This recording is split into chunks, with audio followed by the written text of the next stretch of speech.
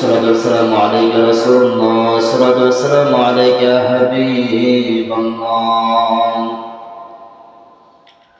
الصلاة والسلام عليك يا شفيع المذنبين، الصلاة والسلام عليك يا رحمة للعالمين. الحمد لله وكفى، والصلاة والسلام على رسوله الكريم. أما بعد، فقد قال الله تعالى في شان حبيبه ومحبوبه ومعشوقه مخبرا وآمرا: إن الله وملائكته يصلون على النبي يا أيها الذين آمنوا صلوا عليه وسلموا تسليما.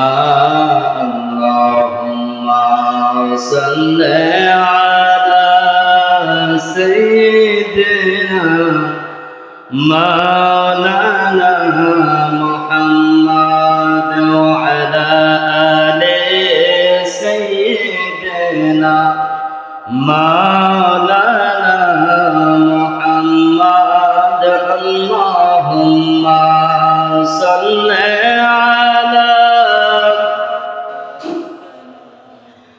مولانا محمد وعلى آل سيدنا مولانا محمد. এই দুনিয়া পরে রবে,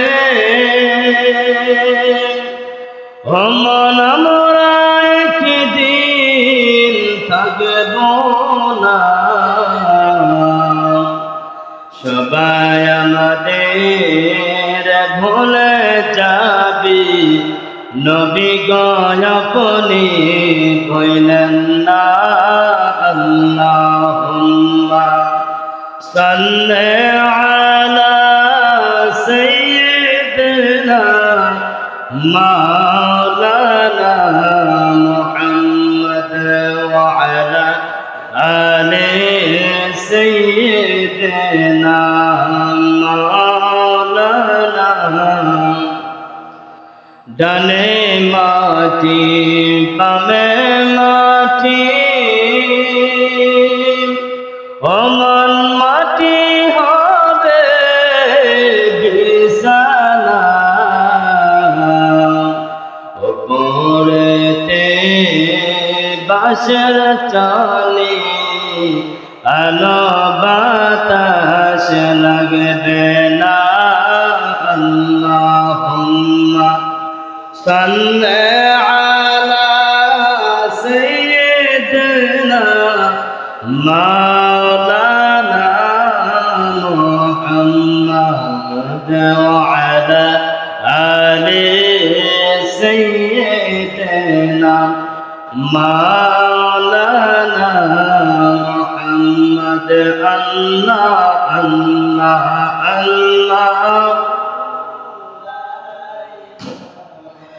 إنه يمر الله الله الله لا إله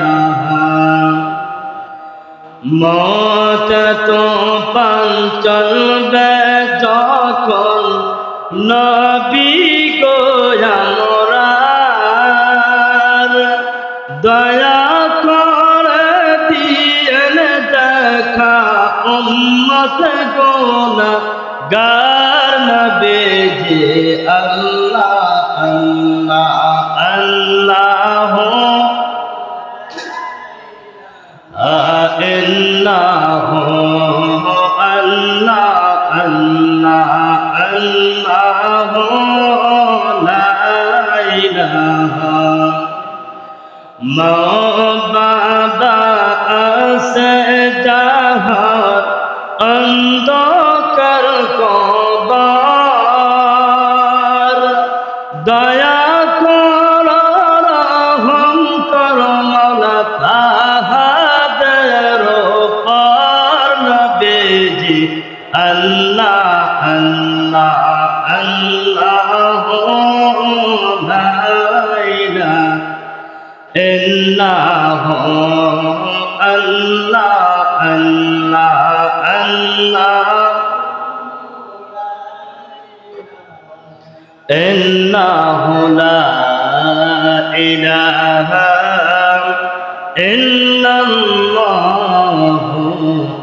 মুহাম্মাদুর রাসূলুল্লাহ সাল্লাল্লাহু আলাইহি ওয়াসাল্লাম।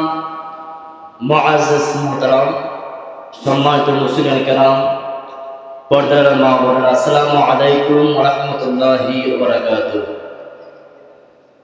মহান আল্লাহ রাব্বুল আলামিনের দরবারে অপূর্ব শুকরিয়া জ্ঞাপন করি যে মহান আল্লাহ রাব্বুল আলামিন আমাদেরকে সপ্তাহের শ্রেষ্ঠ দিন পবিত্র জুমার দিন আল্লাহর ঘরে মসজিদে আসার এবং বসার তৌফিক করে দিয়েছেন এবং আমাদেরকে যে মহান আল্লাহ রাব্বুল আলামিন আমাদেরকে অতি মায়া করে সৃষ্টি করেছেন ওই মহান মনিবের জিকির এবং হুজুর আকরাম সাল্লাল্লাহু আলাইহি ওয়াসাল্লাম প্রতি কয়েক মোড় দুরূদ শরীফ পড়ার তৌফিক করে দিয়েছেন।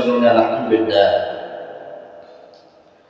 আজকে আমাদের খুতবার আলোচনার আলোচ্য বিষয় থাকবে দান করার ফজিলত সম্পর্কে। আল্লাহ রাব্বুল আলামিন যেন বিশ্বভিত্তিক আলোচনা এবং আমাদেরকে তা মানার তৌফিক করে দেয় সকলে আমিন। আল্লাহ রাব্বুল আলামিন আহকামুল হাকিমিন, আল্লাহ তাআলা বলেন আমি সবচেয়ে দানকারীকে বেশি ভালোবাসি। সুবহানাল্লাহ বলেন, আমি আল্লাহ দানকারীকে বেশি ভালোবাসি, কারণ আমি আল্লাহ দাতা। সুবহানাল্লাহ বলেন, আমি আল্লাহ দাতা, আল্লাহ দেয়। আর যে সমস্ত রাসূল আল্লাহ রাসূল বলেছেন আমি নবী আকরাম সাল্লাল্লাহু আলাইহি সাল্লাম বেশি, আমার নবী আকরাম সাল্লাল্লাহু আলাইহি ওয়াসাল্লাম বেশি করে দান করতেন। আল্লাহ রাব্বুল আলামিন বলেন ইন্না আ'তাইনাকাল কাউসার, আমি আমার হাবিবকে দান করেছি সকল নেয়ামতের ভান্ডার। সুবহানাল্লাহ বলেন, যত নেয়ামত আছে সকল নেয়ামতের ভান্ডার যা আছে আমার আল্লাহকে আমি আমার নবীকে দান করেছি, সমস্ত নেয়ামত। আর আমার নবী বলেন আমি আমার উম্মতদেরকেও দান করি। সুবহানাল্লাহ বলেন, আমি আমার উম্মতদেরকেও দান করি। আবার আমার উম্মতদের মধ্যে যারা দানশীল আল্লাহ তাআলা তাদেরকে অনেক মহব্বত করেন।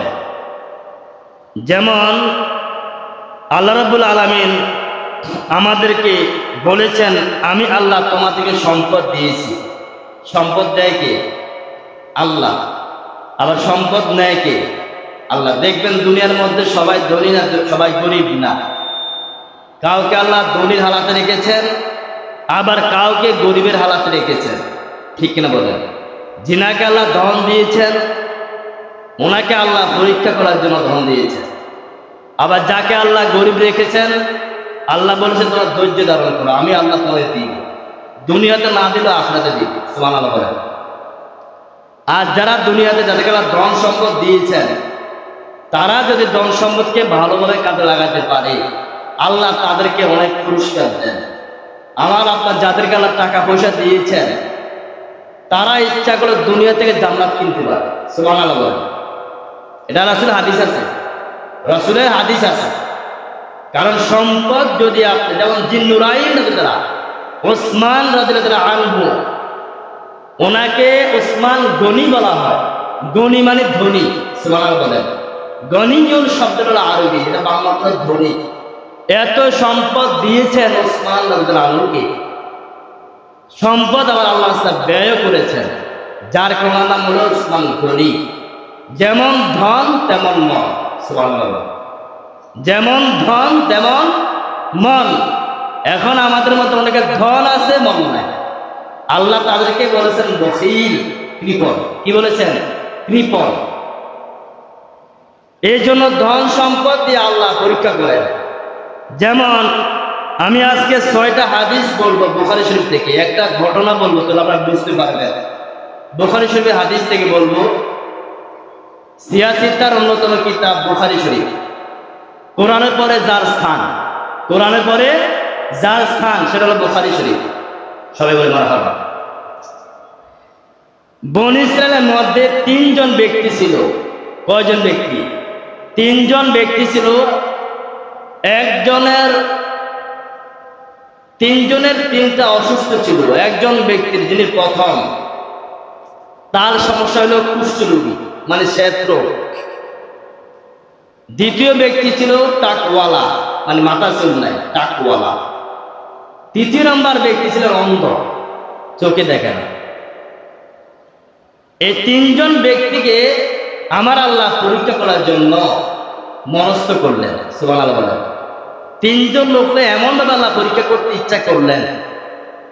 আল্লাহ তো জানে ফয়সালা কি হবে, জানে না আল্লাহ? তারপরও দুনিয়ার মানুষদেরকে শিক্ষা দেওয়ার লাইগা আল্লাহ একটু তাদেরকে পরীক্ষা করাতে চেষ্টা করলেন।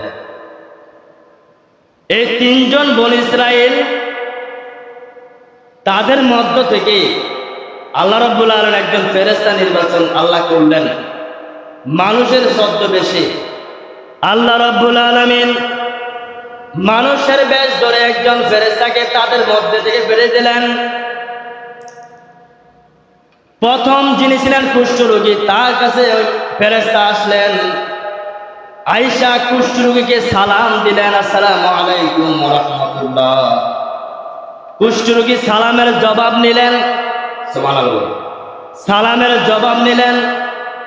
এবার কুষ্ঠরোগীকে ফেরেশতা বললেন, আমাকে তুমি চিনবা না, আমি কে আমাকে তুমি চিনবা না, কিন্তু মুসলমান হিসেবে সালাম দেওয়ার দেওয়া দিয়ে দিলাম, এতে বড় পরিচয়। সুবহানাল্লাহ বলেন। তবে আমার কিছু কথা আছে তোমার সাথে।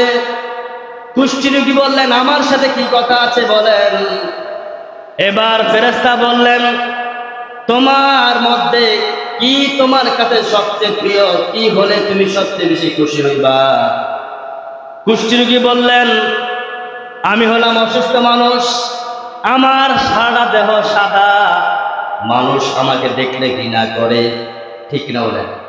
যারা শ্বেত তাদেরকে মানুষ দেখলে একটু কি আল্লাহ মাফ করো, এটা আল্লাহর ইচ্ছা, ঘৃণা করা যাবে না। এটা ওই ব্যক্তির কথা বলতেছেন, ওই কুষ্ঠরোগীর কথা বলতেছে। উনি বলতেছেন, আমি কুষ্ঠরোগী হওয়ার কারণে মানুষ আমাকে পছন্দ করে না, আমার চামড়া গুলা দরদরে সাদা, এমন সাদা যেটা কোনো রক নাই, যেটা কোনো পছন্দ নাই।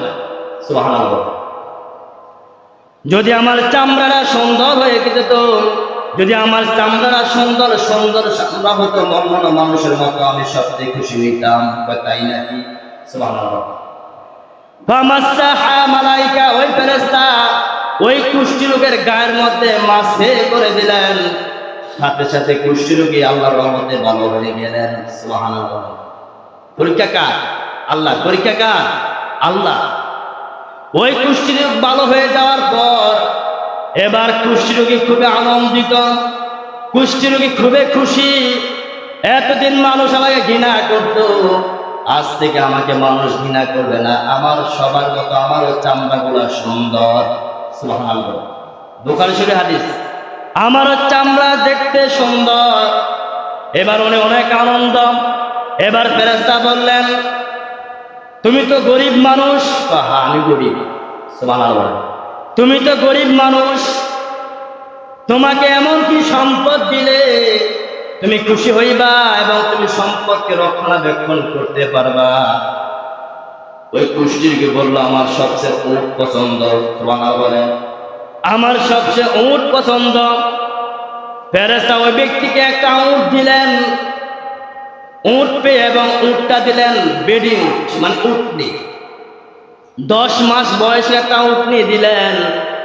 দিয়ে ফেরেশতা চলে গেলেন এবং দেওয়ার আগে বলে গেলেন, আল্লাহ তোমাকে এই উটের মাধ্যমে অনেক বরকত দিবে।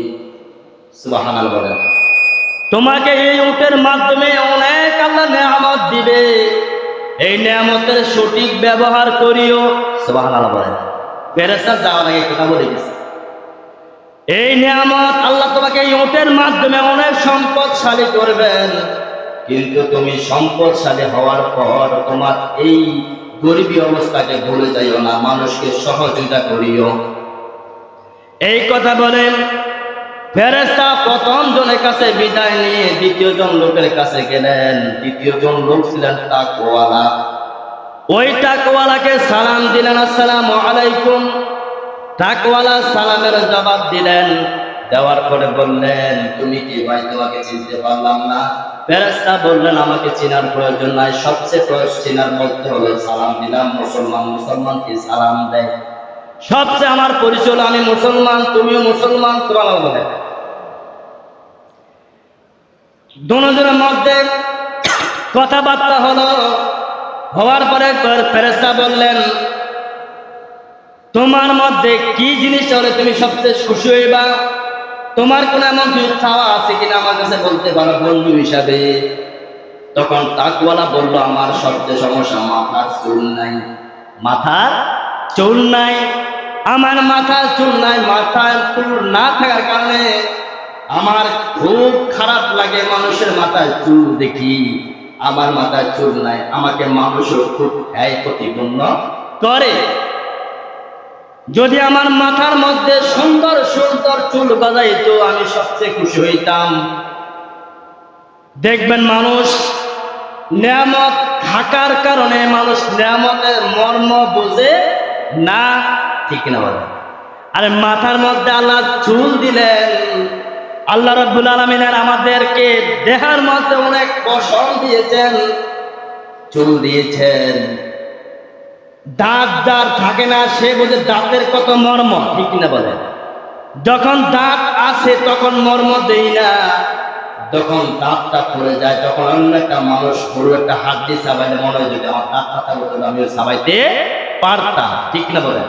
কিন্তু যখন দাঁত থাকে আমার দাঁতের মর্ম বুঝি না।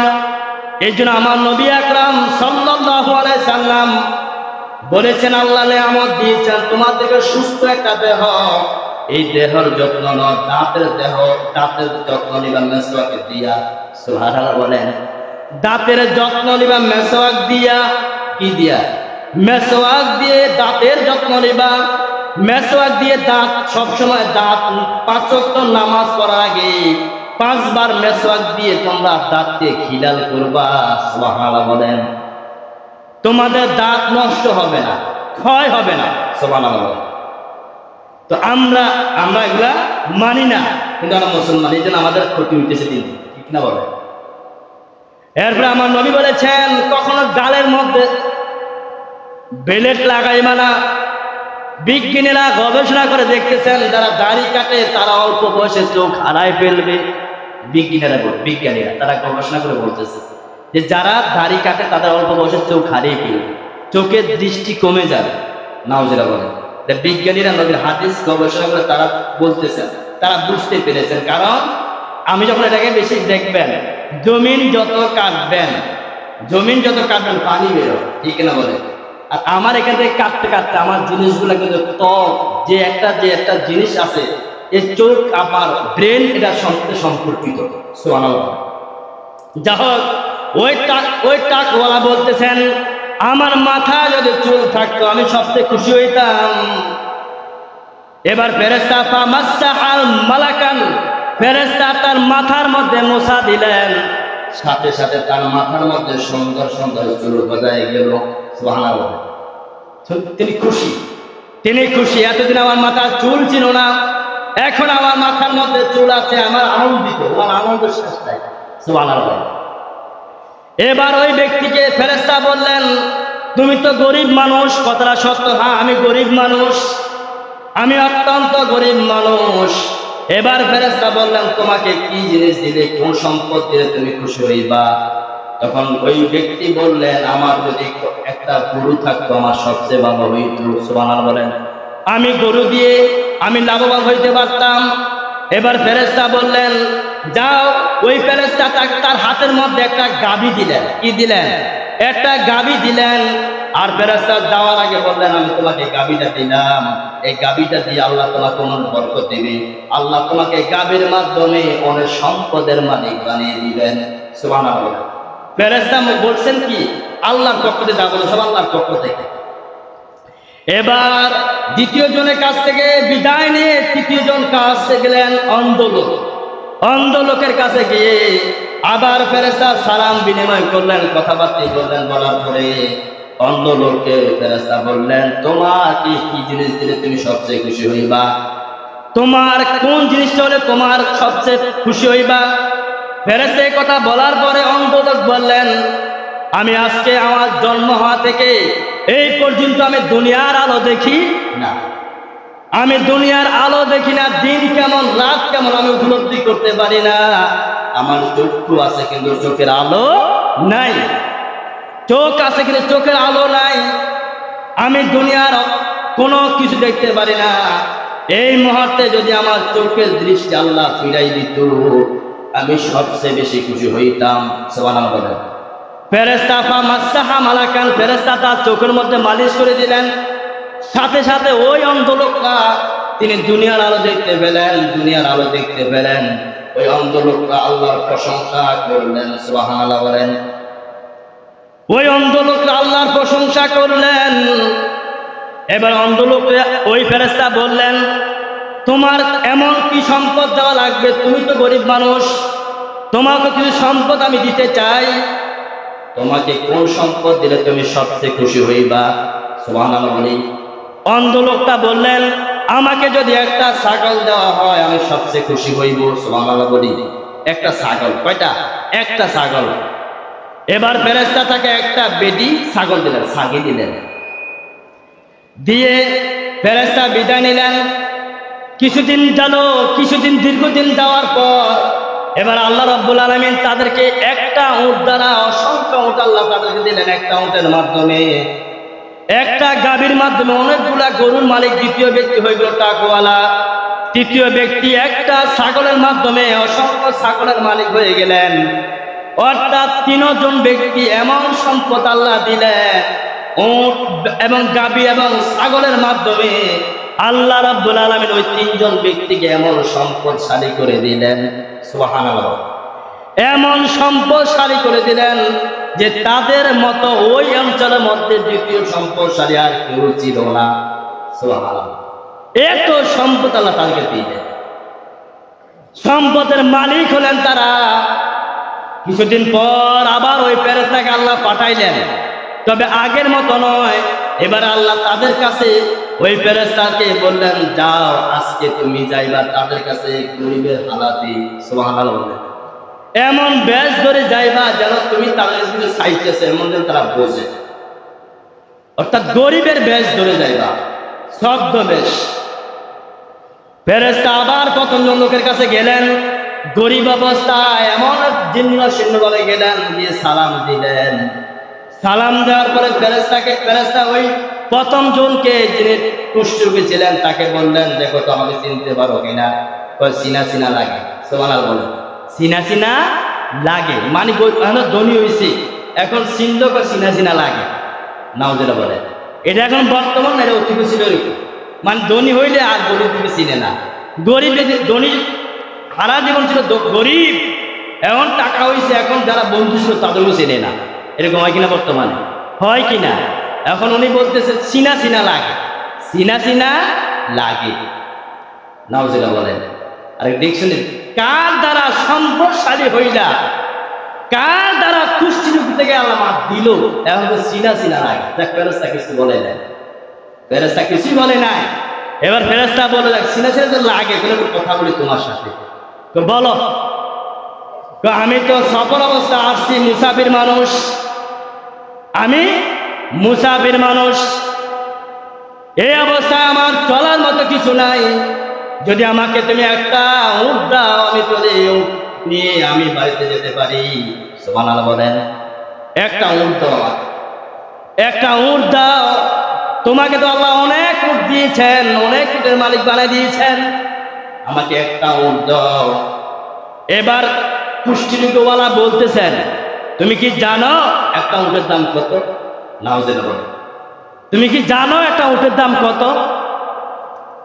এবার ফেরেশতা বলল, আমি জানি, কিন্তু আমার কাছে একটা উট প্রয়োজন, একটা উট আমার এখন প্রয়োজন। তোমাকে তো আল্লাহ অনেক উট দিয়েছে, আমাকে একটা উট দাও। কুষ্টিরিওয়ালা বললেন, একটা উটের দাম অনেক, আমি তোমাকে উট দিতে পারবো না। ডাইরেক্ট নিষেধ, ডাইরেক্ট অস্বীকার। ফেরেশতা আবার বললেন, ভেবে দেখো, ভেবে দেখো, আমি তোমার কাছে একটা মাত্র উট চাইলাম, আমাকে একটা উট দাও।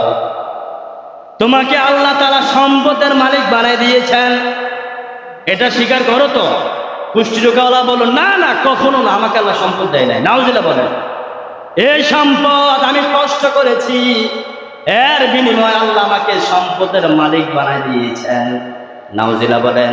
আমার আল্লাহ কয়, আমি আল্লাহ যাকে চাই তাকে ধনী বানাই। দুনিয়ার কেউ শত চেষ্টা করলো সে অর্থের মালিক হতে পারবে না, সম্পদের মালিক হবে না, যদি আমি আল্লাহ না চাই।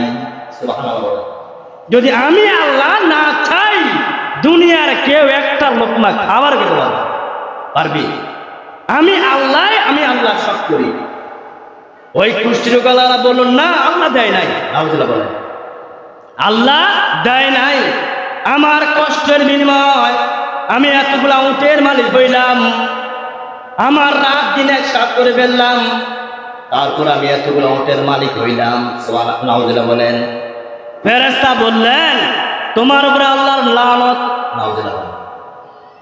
প্রথম দোয়া করে গেল, যখন দেওয়ার সময় উটটা দিল একটা উট, তখন দোয়া করে গেছে, আল্লাহ তোমাকে দিব দেওয়ার মতো, বরকত দিব, তুমি এগুলাকে ভালো কাজে লাগাইও, তাহলে আল্লাহ তোমাকে বরকত দিব।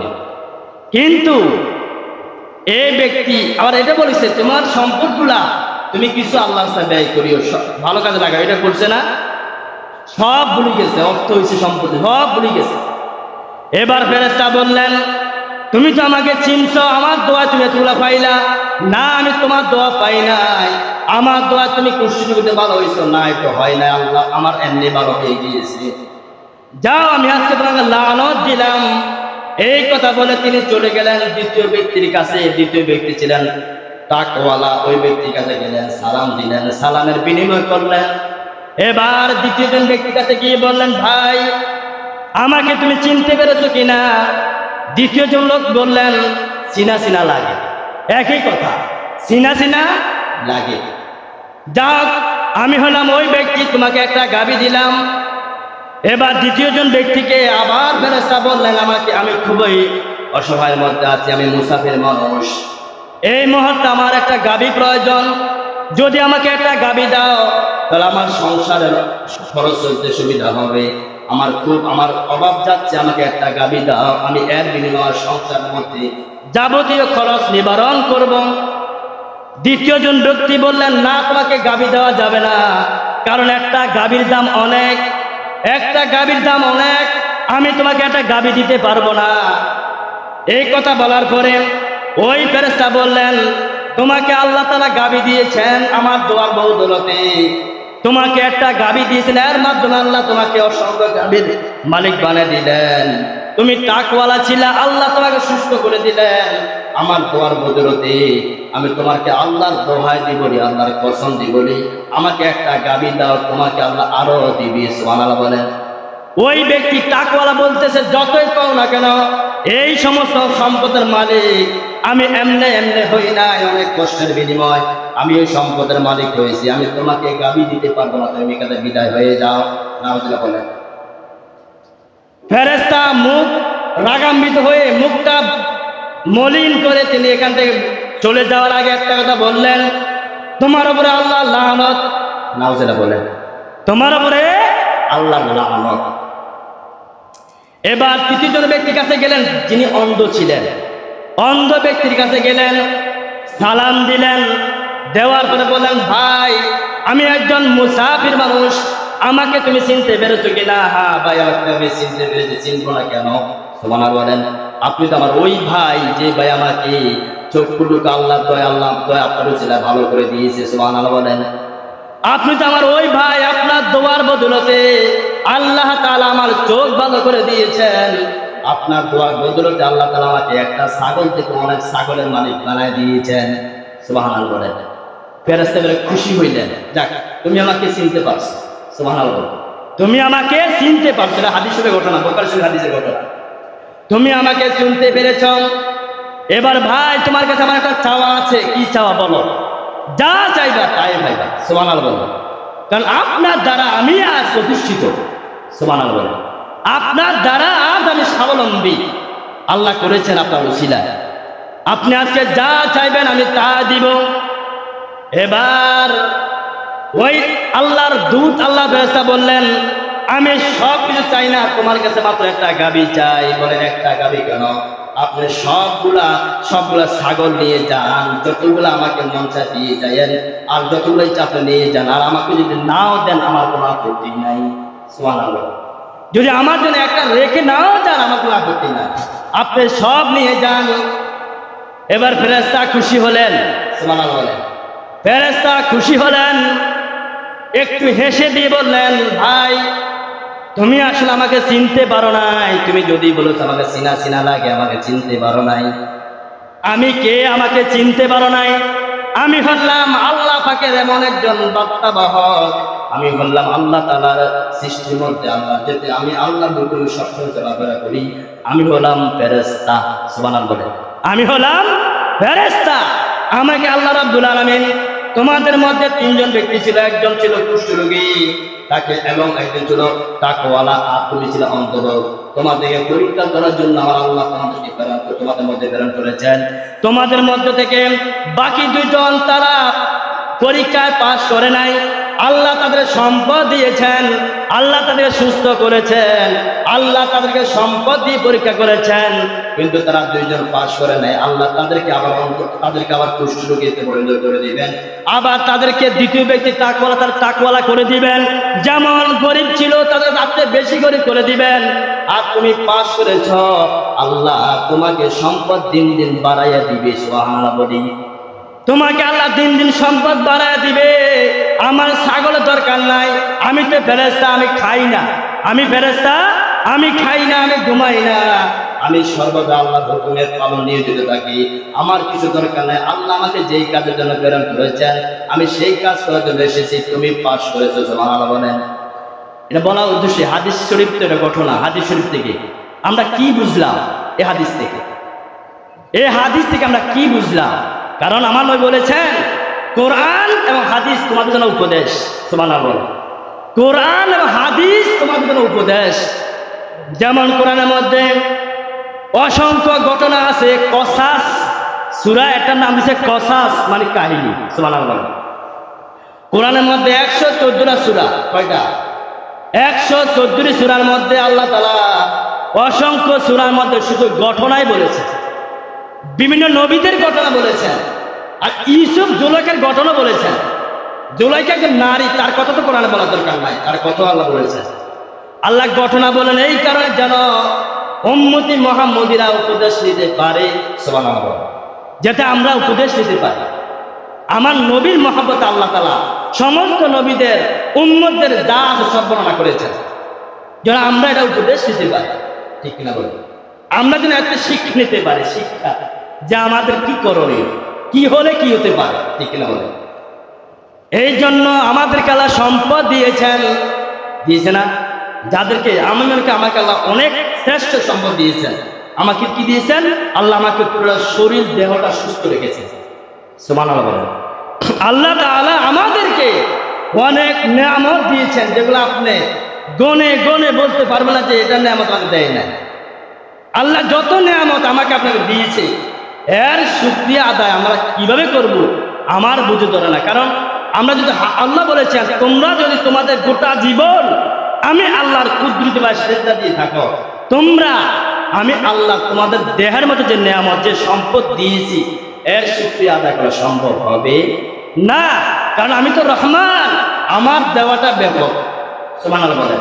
আমি দেওয়ার মধ্যে এক নম্বর। সুবহানাল্লাহ বলেন। কারণ আমি দাতা, আমি যাকে ইচ্ছা তাকে দিতেই পারি, নিতেও পারি। ঠিক কিনা বলেন? এমন লোক আছে দেখবেন চোখ নাই, হেবে বোঝে চোখের কত মর্ম। ঠিক কিনা বলেন?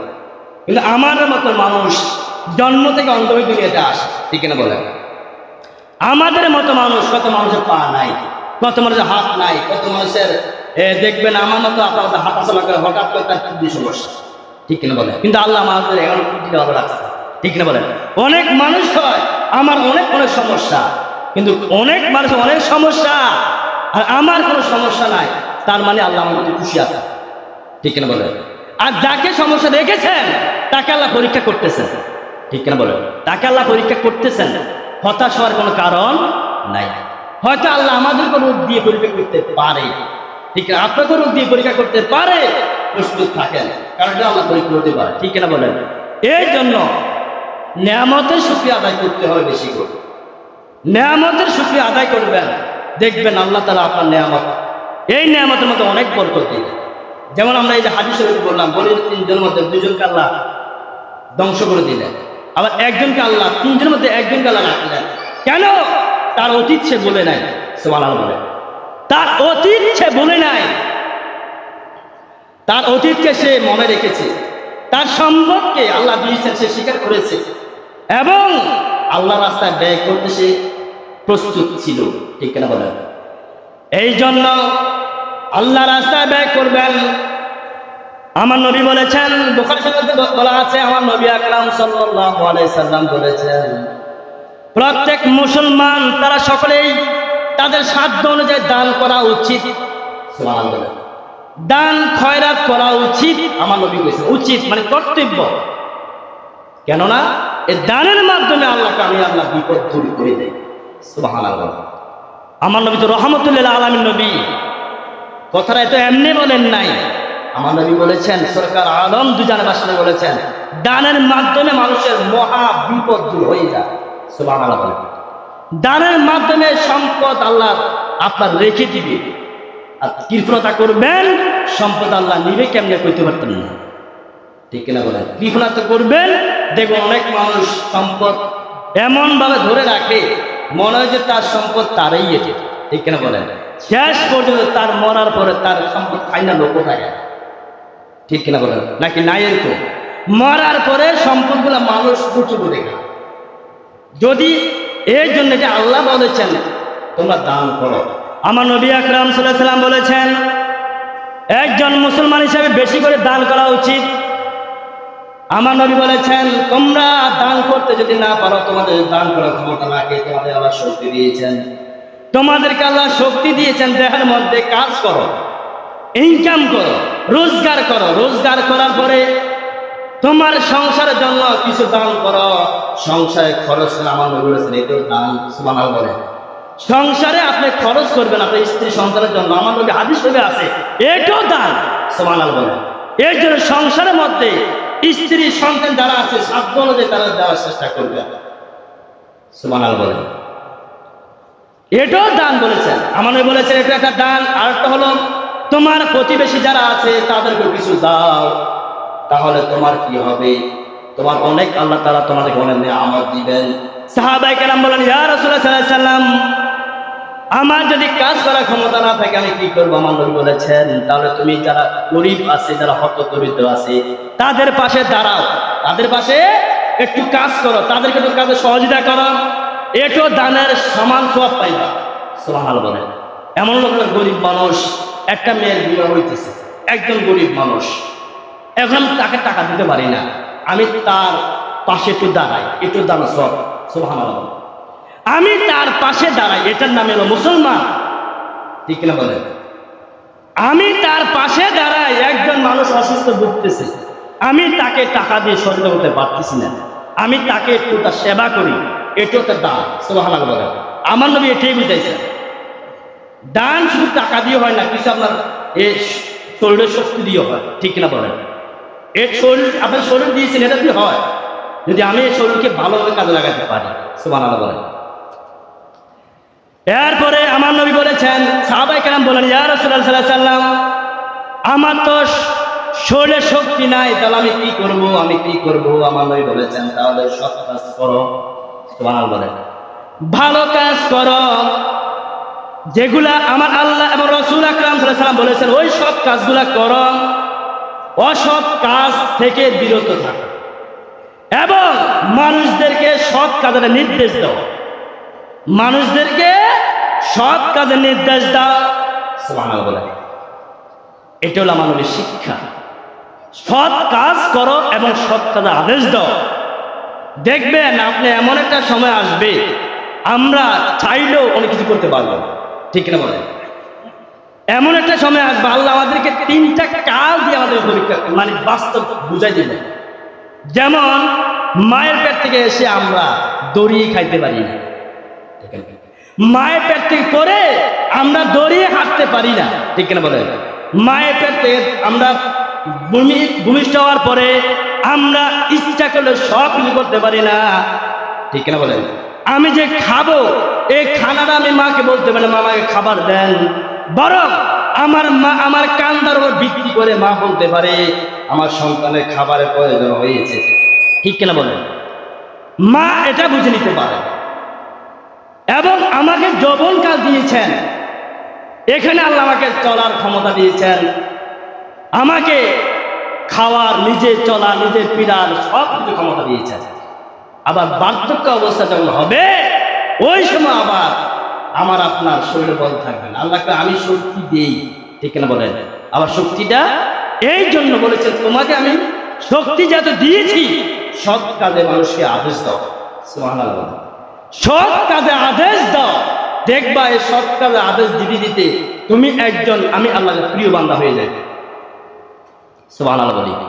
এই জন্য সৎ কাজ, এটার জন্য আল আমরু বিল মারুফ, আল আমরু বিল মারুফ আল্লাহ তাআলা সৎ কাজে আদেশ বারবার বলে করে দেওয়ার জন্য। কারণ সৎ কাজে আদেশ না দেওয়ার কারণে সমাজে এখন দিন দিন অসত্যের অধিপত্য হয়ে যাচ্ছে, ঠিক কিনা বলেন? কারণ মুসলমান হিসাবে আমরা আমাদের করণীয় কি? মুসলমান তো এমন যার দিকে তাকাইলে মানুষ হবে এটা তো মুসলমান।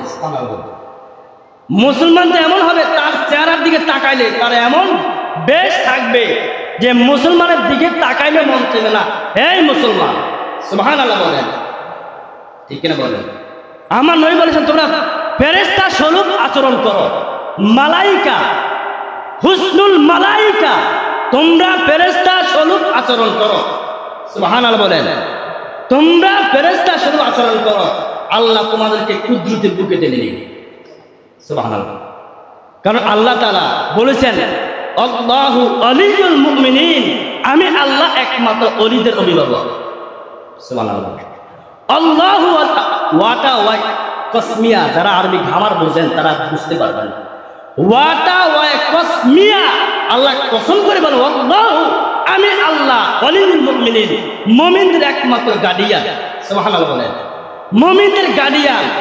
এখন তুমি সৎ কাজের কথা বলো, তোমাকে অনেকে খারাপ ভাববে, আমি আল্লাহ তোমার সাথে আছি, সুবহানাল্লাহ, সুবহানাল্লাহ, আমি আল্লাহ তোমার সাথে আছি। আবু জাহেল তো আমরা সবাই চিনি না? আবু জাহেল আমার নবীকে একদিন আমার নবীকে আঘাত করতে এসেছে, একটা পাথর নিচে মারার জন্য মারবে, আমার আল্লাহকে এই পাথর তুমি কার কথা শোনাস? তো আমি আল্লাহ তোমার কথা, সুবহানাল্লাহ। আবু জাহেলের হাতকে আল্লাহ বলেন তুমি কার কথা শোনো? এই হাত তো আমার অধীনে নয়। আল ইয়াউমা নাখতিমু আলা আফওয়াহিহিম ওয়া তুকাল্লিমুনা আইদিহিম ওয়া তাশহাদুহুম আরজুলুহুম বিমা কানু ইয়াকসিবুন। আল্লাহ সূরা ইয়াসিনের মধ্যে বলেছেন এই হাত আমার অধীনে নাই, এই পা আমার অধীনে নাই, এই পাটা আল্লাহর কথা শোনে, সুবহানাল্লাহ। এই হাত আল্লাহর কথা, ঠিক কিনা বলেন? আল্লাহ তাআলা আবু জাহেলের হাতটাই বলে পাথর মারবে, আল্লাহকে হাত তুমি স্টপ হয়ে থেমে যাও, হাত থেমে গেলে হাত লড়তে পারে না, সুবহানাল্লাহ বলেন। রাসূলের হাদিস, হাত লড়তে পারে না, হাত যেমনি মেলাইব এতে এমনি রয়েছে, এই দিকে না এই দিকে না, ওইটা এতে কষ্ট পাইতে পাথরে দাঁড়াইছে, পাথর লই দাঁড়াই আছে আবু জাহেল। আল্লাহকে তুই দেখছ তোরে আমি কষ্ট এগুলো দিব, ঠিক কিনা বলেন? এই জন্য সৎ কাজে আদেশ দিতে হবে, তবে হ্যাঁ কৌশলে, হিকমতে, ঠিক কিনা বলেন? আমরা মুসলমান, আমরা কখন আমার নবী আমাদের শান্তি দিয়েছেন ইসলাম, সুবহানাল্লাহ। ইসলাম অর্থ শান্তি। আমি মুসলমান হিসেবে অশান্তি করতে পারি না। দেখবেন আমার মধ্যে যদি আমি মুসলমান হিসেবে আমাদের অনেক কিছু করতে পারি, আজকে বিষয়টা দান খয়রাত করা, এটা একটা বিষয়। আমরা যদি আমার দ্বারা যদি একটা মানুষ উপকার হয়, এটা একটা সৎকার দান, সুবহানাল্লাহ বলেন। রাসূলের হাদিস আছে আমার দ্বারা, আমার নবী বলেছেন তুমি সৎ কাজ তোমার দ্বারা যদি দান করা অর্থ দিয়ে করতে পারো না, আমার নবী বলেছেন তুমি একটা কথা বলো যে কথা দ্বারা সমাধান হয়ে যায়, এটা দানের চেয়ে বেশি সওয়াব। আমার নবী হাদিসে, বুখারী শরীফের হাদিস, সুবহানাল্লাহ বলেন। আজকে বলেছিলাম হাদিসটা পেয়েছেন যে তোমার একটা কথার দ্বারা যদি মানুষ শান্তি হয়ে যায়, মানুষের মধ্যে অশান্তির বিশৃঙ্খলা বন্ধ হয়ে যায়, আমার নবী বলেন এটা তুমি কোটি টাকা দান করবা, আমি আল্লাহ দান কবুল হইতে পারে না হয়তো, কারণ তোমার সম্পদ যদি হারাম হয় তাহলে আমি আল্লাহর সম্পদের দান কবুল হবে না। কিন্তু তোমার একটা কথার দ্বারা যদি সমাজের শান্তি হয়ে যায়, এটা সবচেয়ে বেশি পাবে। আজকে এটা খুশি হাদিসটা, এটা আমরা পোষাই দিলাম, আমল করলে আপনাদের লাগবে কোনো ঠিক না বলো, পোষাই দিলাম আসলে হাদিস করছি। কারণ আমার নবী বলেছে বাল্লিগু আন্নি ওয়ালাউ আইয়া, একটা বাণী তুমি জানছো এটা পোষাই দাও। আমি দেখছি আলহামদুলিল্লাহ আপনারা অত্যন্ত কোরআন হাদিসকে ভয় পান। আমি দেখছি, আমি অনুসরণ ফলো করছি।